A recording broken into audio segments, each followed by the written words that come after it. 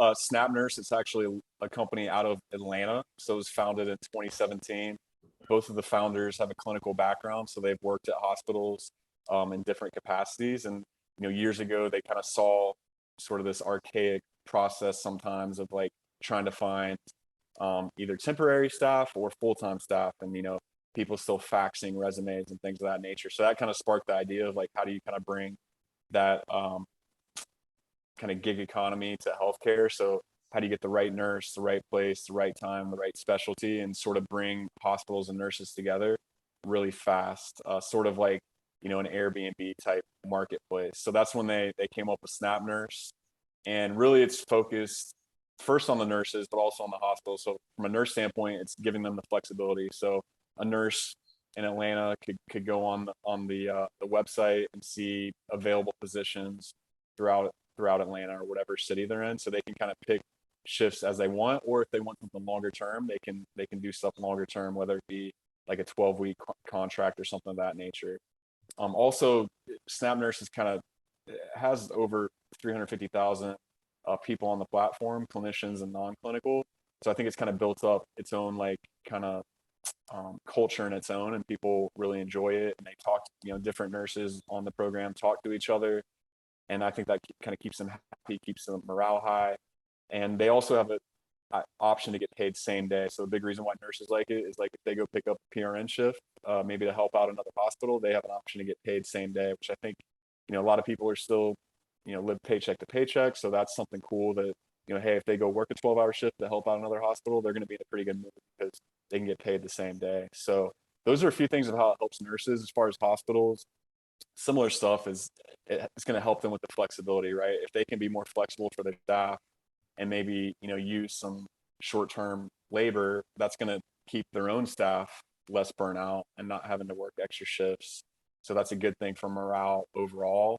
And then it should be able to save them time and money, as far as not a lot of nurse managers and nurse directors are spending a lot of time, like half their time, trying to figure out scheduling and finding nurses who call out. So this can help kind of connect the dots. And also it could save money too, potentially, if you're not doing, if an internal nurse isn't working an extra shift, that's less overtime type pay. So we try to look at it from both standpoints, as how can we help the nurses and hospitals, but that's sort of what we're focused on.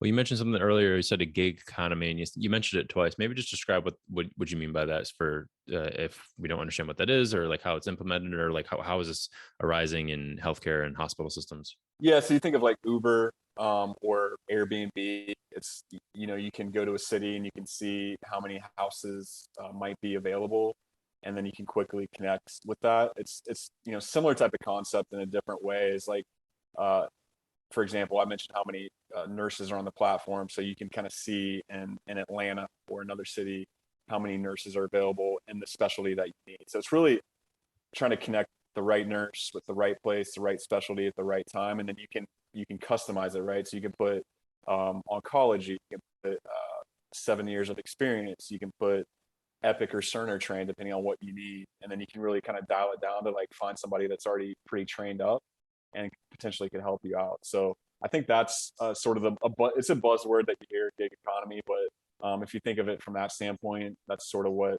we're trying to do in healthcare. And it's not going to take over everything by any means, but if it can help the hospitals be more flexible and help the nurses, then hopefully it's a win-win for everybody. Well, another aspect that I've heard or seen also on LinkedIn is just the idea of like AI within healthcare. And one solution that they believe AI will be easily implemented within healthcare will be at the administrative level. And have you guys perhaps thought of or are planning to use AI to help maybe schedule nurses appropriately, or is this still something that you guys do from a person standpoint, in which you try to connect them with hospital systems and so on? Yeah, there's a longer term play for sure, where we could partner with hospitals potentially on how to make all their scheduling a little more seamless and less time. So we're definitely looking at things like that.